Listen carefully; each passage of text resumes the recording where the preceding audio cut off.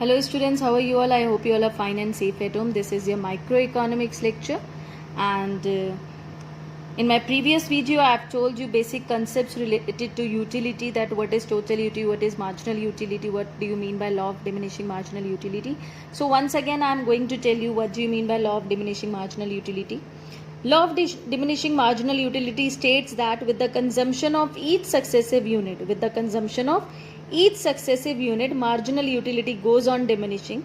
Okay, that is law of diminishing marginal utility. Yes, basically now what is the relationship between total utility and marginal utility? हम इस पर बात करते हैं आज. See, you can see here in the table that total utility and marginal utility at the first unit, जब first unit होती है तो वहां पर दोनों सेम है. Yes, total utility and marginal utility both are same at first unit, but slowly total utility goes on diminishing, marginal utility goes on diminishing. On the other hand total utility अगर हम देखें तो total utility क्या हो रही है? Total utility increase हो रही है. इट इज इंक्रीजिंग इंक्रीज यहाँ तक हुई, उसके बाद कांस्टेंट हो गई, और कांस्टेंट होने के बाद फिर से फॉल हुई. Yes, you can see this. Yes, now at sixth unit, अगर हम सिक्स्थ यूनिट पर देखें तो यहाँ पर व्हेन मार्जिनल यूटिलिटी जीरो, जब मार्जिनल यूटिलिटी जीरो है तो टोटल यूटिलिटी मैक्सिमम है. यस, मैक्सिमम है. When marginal utility is negative then total utility starts falling. It starts falling. अब हम इसी टेबल को ग्राफिकली रिप्रेजेंट करेंगे. So this is how we are going to get the figures. Total utility increasing maximum तक पहुंची और फिर fall हो गई. Similarly marginal utility continuously fall होती है, जीरो बनती है और फिर नेगेटिव हो जाती है. नेगेटिव मीन्स एक्स एक्सिस से नीचे आ जाती है. Yes, on X axis I have taken units, on Y axis I have taken utility. Okay, so as per your table के अकॉर्डिंग अगर आप प्लॉट करोगे पॉइंट्स को तो आपकी फिगर इस तरह से आएगी. Okay, both will start from 10 utils, क्योंकि फर्स्ट यूनिट पर दोनों की मार्जिनल यूटिलिटी और टोटल यूटिलिटी दोनों 10 थे, तो they both will start from the same point. Okay, so they both will start from the same point. Let's start with the relationship. Relationship क्या है इन दोनों के बीच में? That TU and MU both will start from the same point.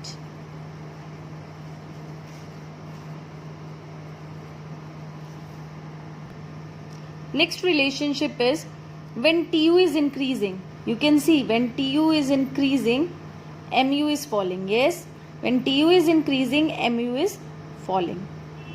Next relationship when TU is maximum, MU is zero. जब TU maximum है तो आप देखोगे वहाँ पर MU क्या आ रहा है? जीरो हो जा रहा है. And when TU is falling, MU is negative. So this is the relationship between total utility and marginal utility, that both will start from the same point. When TU is increasing, MU is falling. When TU is maximum, MU is zero. When TU is falling, MU is negative. Okay, now the point where TU is maximum, in your exam you can get a question, when TU is maximum. TU maximum कब होगा? जब MU zero होगा. जब MU zero होगा. यहाँ पर अगर हम बात करें, यहाँ पर MU is equal to zero है तो, और यहाँ पर TU मैक्सिमम है. इट मीन्स जब टोटल यूटिलिटी मैक्सिमम होती है, मार्जिनल यूटिलिटी जीरो हो जाती है. यानी कि इस time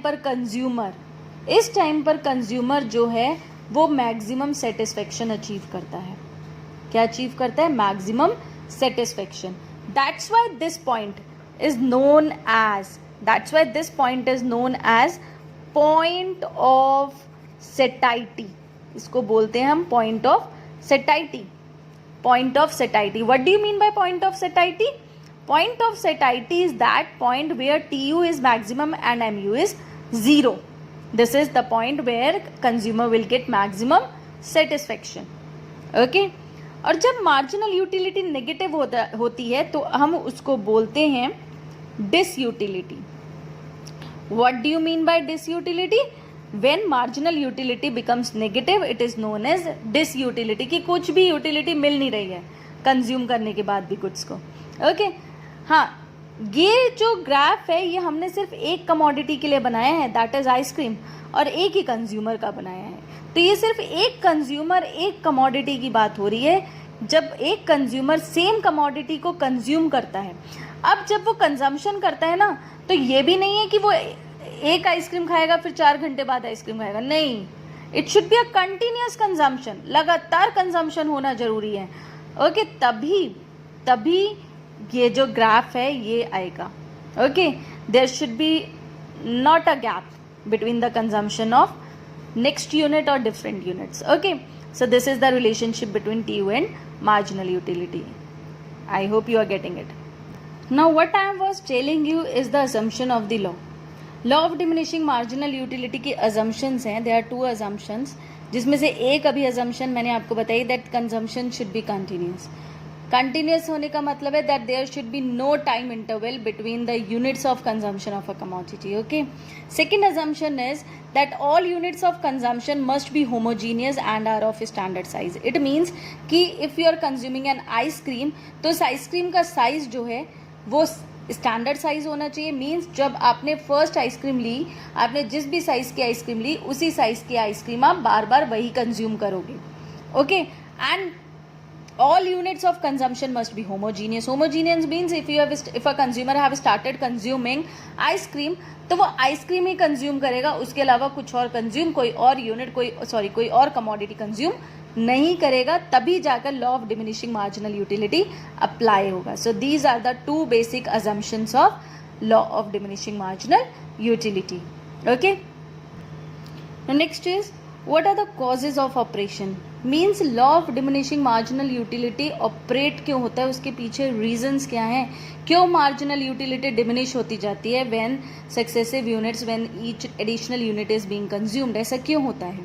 so the very first reason is that the intensity of the want declines as more and more is consumed. जैसे जैसे हम ज़्यादा कंजम्पशन करते जाते सेम कमोडिटी का, वैसे वैसे इंटेंसिटी ऑफ वांट जो है वो डिक्लाइन होने लग जाती है। बिकॉज कंज्यूमर को ऐसा लगता है कि जैसे जैसे वो ज़्यादा कमोडिटी की यूनिट्स कंज्यूम कर रहा है, वैसे वैसे उसे अब ज़्यादा ज़रूरत नहीं है उस कमोडिटी की।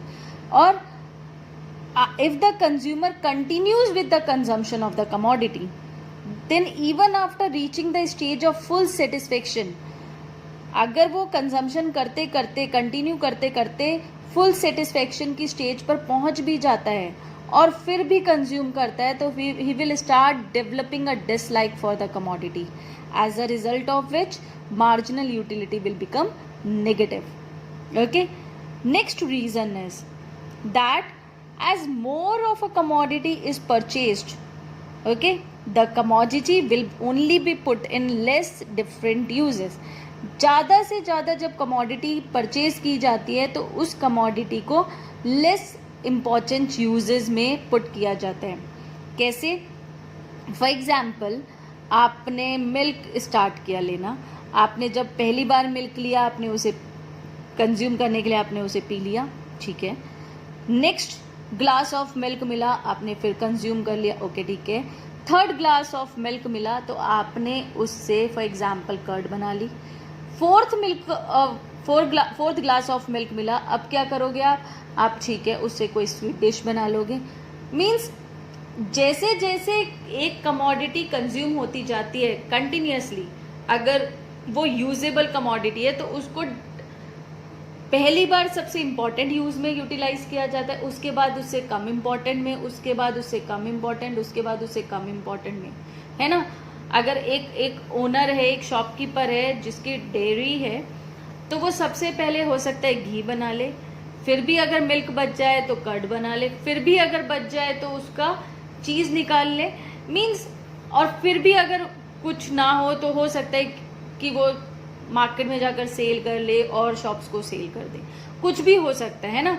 तो ये it depends on the like priority level of person to person. तो आप भी हो, आपके पास अगर एक कमोडिटी लगातार आती जा रही है तो आप सबसे पहले उसे सबसे इंपॉर्टेंट यूज में यूटिलाइज करोगे, उसके बाद उससे कम इंपॉर्टेंट यूज में, उसके बाद उससे कम important. So this is also the reason. कम कम कम कम means marginal utility starts diminishing. So this is also one of the reason that why marginal utility diminishes, or what is the reason behind law of diminishing marginal utility. So I hope you understood this. Thank you students and have a nice day.